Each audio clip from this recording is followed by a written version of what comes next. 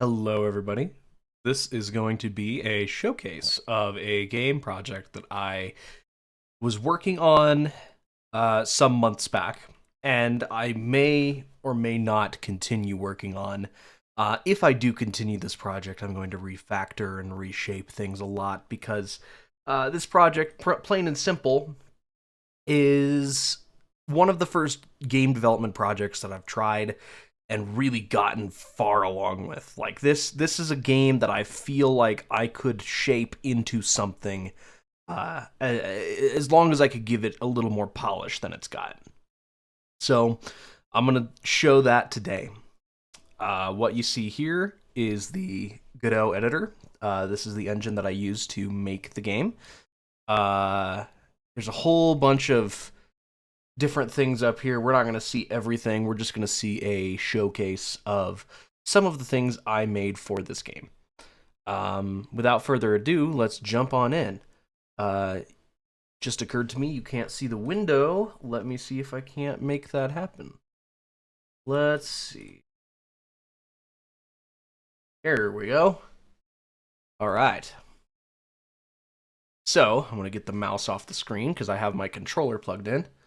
This is my adventure game. It's modeled after the Legend of Zelda games on the N64. You'll notice there's no sound at all, and that's okay. We can walk our little guy around. This character's name is Elias. We can roll. We can lock on, or in this case, center the camera behind the character. We can bring out our sword. We can slash. There's only one type of attack right now. The last time I was working on this, I was getting ready to work on a attack refactor, but I didn't get around to it. And we can put our sword back if we want. And there's also the shield. We can bring out our shield and you know, sort of sneak around like this.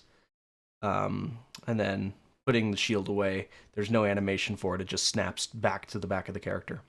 So this level that I made is the only complete level of the game. I call it Landing Shore. You'll notice some texture weirdness. I modeled this entire thing in Blender, and it was like my first Blender modeling experience. So you'll see some stretched out, janky textures. I think it captures that N64 vibe pretty well, but you know, it also just doesn't look great.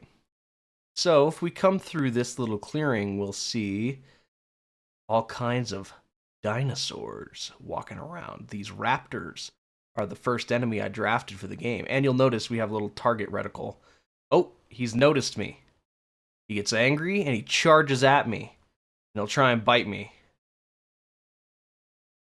You can strafe around him with the target view.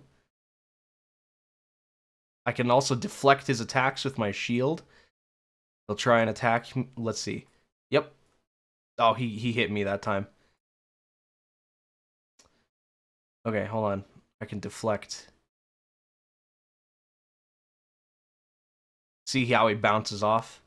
And then I can slash and attack him. These AI took a lot of effort. Oh! Why'd we crash? Uh-oh. Well, that's no good. Hold on. What happened there?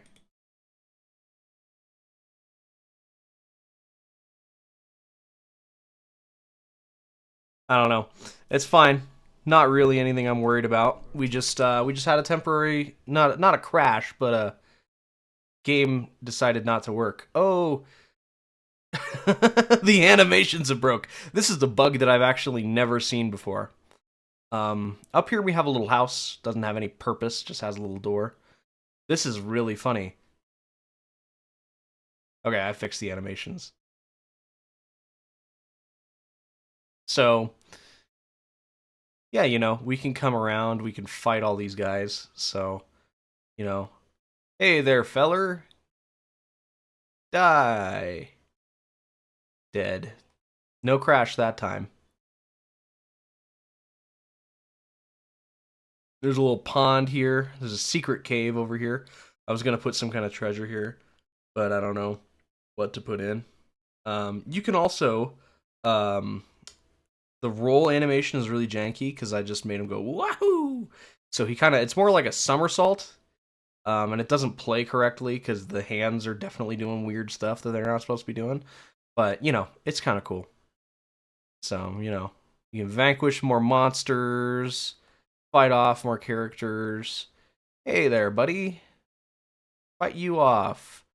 You know, there's no real, like, they can't defend themselves, which was something that I was gonna put in. I was gonna put in them being able to like block or dodge your attacks, so you couldn't just instantly swipe and kill them like I just did. At the moment, the combat is almost closer to like Minecraft combat. But right here we have a gateway which leads to another spot, and this is an unfinished map. This is good. This was supposed to be the next area after that. It was supposed to be a little village, so you see the blocking of like little village houses and stuff. Nothing is actually here that's finished, but I did spend a lot of time blocking this map out and thinking about like how I wanted to design this little village. And yeah, that's basically what we have in terms of the actual stuff you can play in the game. This character was going to get redesigned at some point. I don't particularly enjoy how he looks. This was one of my first attempts at a 3D model, and he looks okay, but I was going to redesign him. I'm going to show off some other environments that I created for this game world. Let me back out of this real quick, and we're going to see the code come up here. So some of the other environments that I was making for this is, if we go to 3D view, this is not being made for this, but I had an experiment I wanted to test by grabbing free textures off the internet.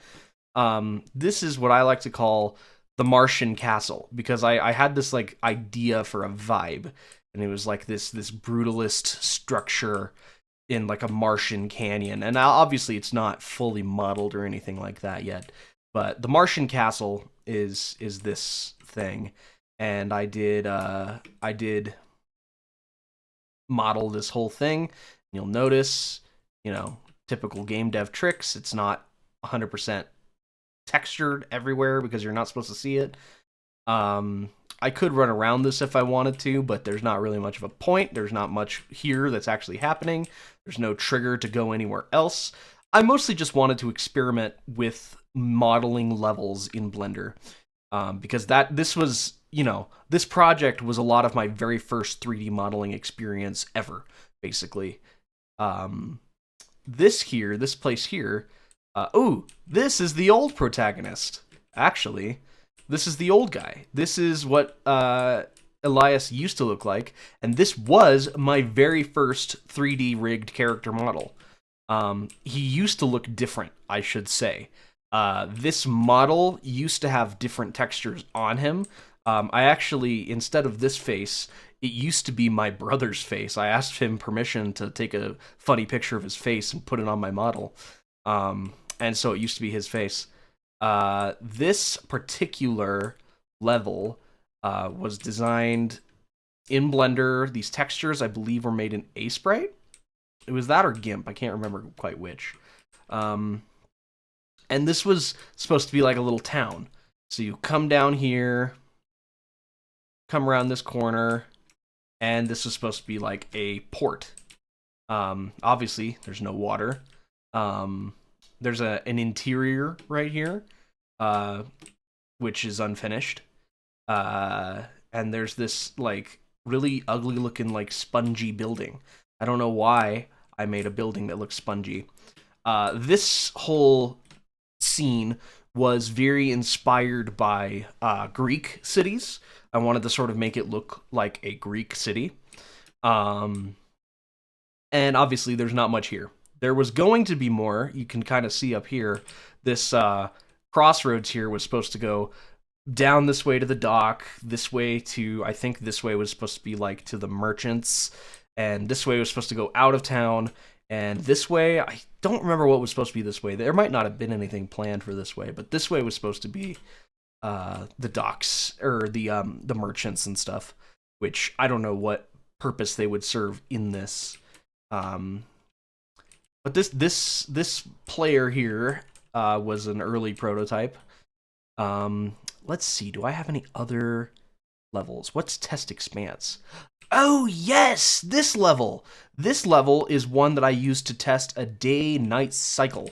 And it has a different character in it. This guy, who I modeled, and I really liked this guy. I actually really, really dig this model. I thought this guy was super, super, super cool. Let's see if I can't show this place off. Let me see. All right. So you'll notice that we spawn as Elias, and you'll notice the shadows are moving.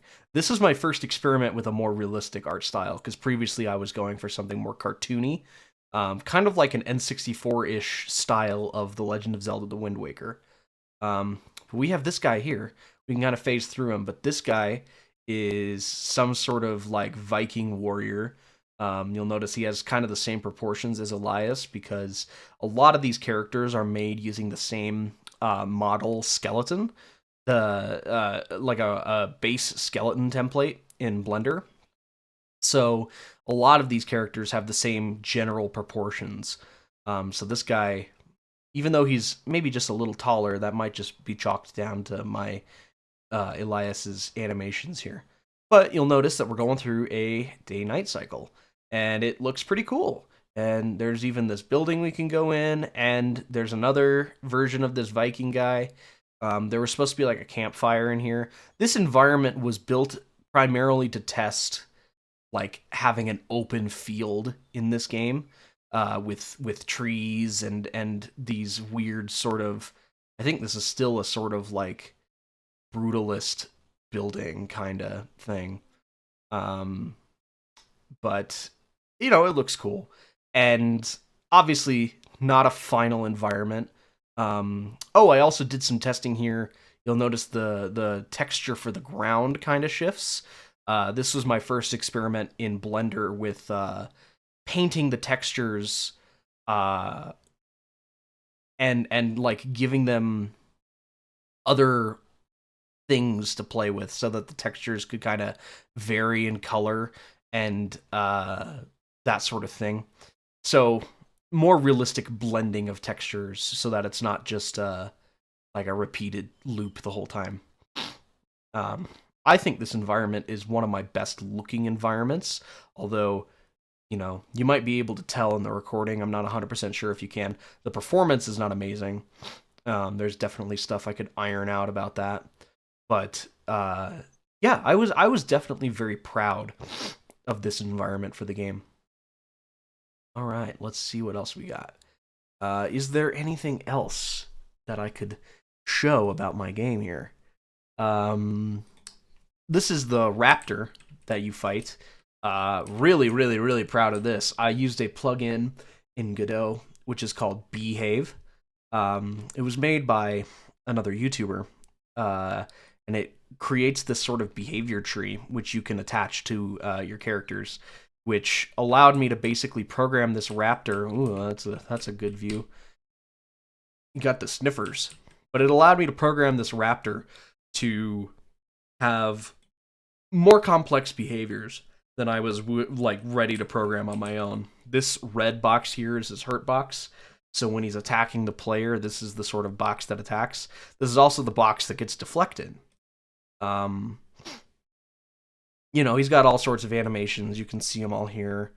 Um, you know, this was one of my best models that I ever made. This is my first time attempting to model a quadrupedal character in Blender.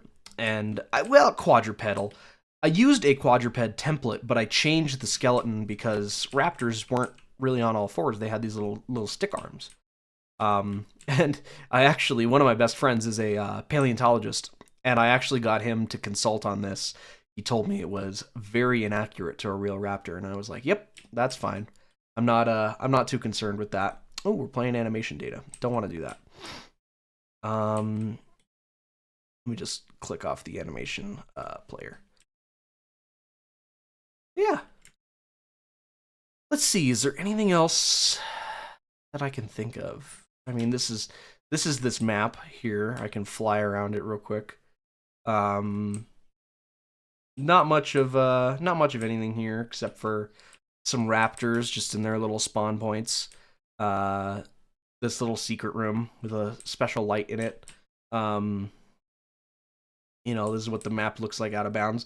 All of these trees are the same model, just duplicated and resized a bunch to give the impression of like a more dense, jungly environment. I think it looks kind of cool.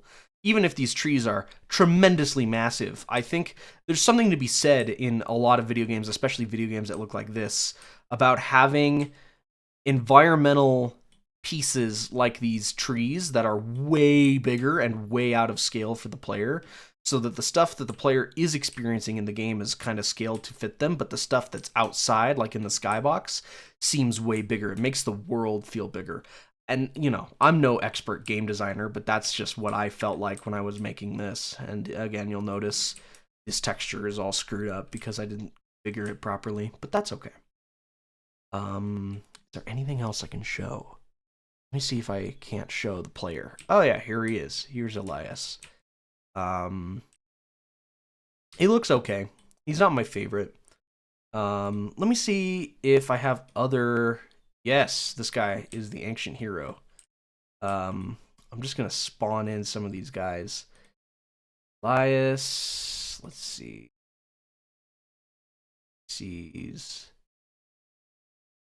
This is the old model with my brother's face on it. Oh man, that's awesome. This was my first time actually modeling a character like this, and you can see the progression. First time, last time before the project inevitably got put on the back burner. And man, I really dig this guy. This guy is really cool. This guy, he was the player for a long time, but he served his purpose.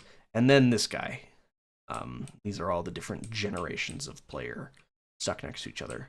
I really liked Elias's sword. I actually paid a lot of attention to modeling the sword, and it doesn't look amazing right now, but it's got some cool stuff. I like its little hilt design, and the sword itself is sort of like this big cleaver. I don't know. I wanted to make something because originally I had this tiny little dinky sword here, which these two models both had, and that didn't look as interesting to me as having this big sword. So I went with having a big sword instead. But yeah, this guy he just looks cool. I love the chainmail design underneath everything. I don't know. I really dig this guy's appearance, and like the brass helmet with the horns coming off of it. I don't know. I just think that's cool. If I return to this project, I'm going to make the aesthetic probably look more like this guy, because this guy combined with this sort of aesthetic, this more realistic texture aesthetic, this is what I really, really want to explore. But yeah, that is everything I have to show for what I like to call Project Adventure. I may continue developing this. I may restart it to do some different stuff with it, but it's one of those things where I'm going to have to explore my options because I'm not 100% sure how I want to do this, if I want to do this the same way at all. We can disable these trees. That's fun. Let me just show what this entire scene looks like without trees. Look at that. These are the occluded tree models still. They're still present, but you can kind of view, if I turn off the gizmos, you can kind of just see what the whole scene looks like, completely naked. I'll re-enable the trees here. Yeah, I'm getting sidetracked. That was Project Adventure. If you enjoy, you want to see more of this, if you have any advice for someone who doesn't know anything about game design, game development, anything like that, feel free to give it to me in the comments. Be nice about it, because I, again, don't know anything, and, there's simple things that I probably am overlooking and missing when making stuff like this, but, I want to explore, I want to have a good time, I want to see what all I'm actually missing when it comes to designing a video game. Thank you so much for stopping by, and I will see you later.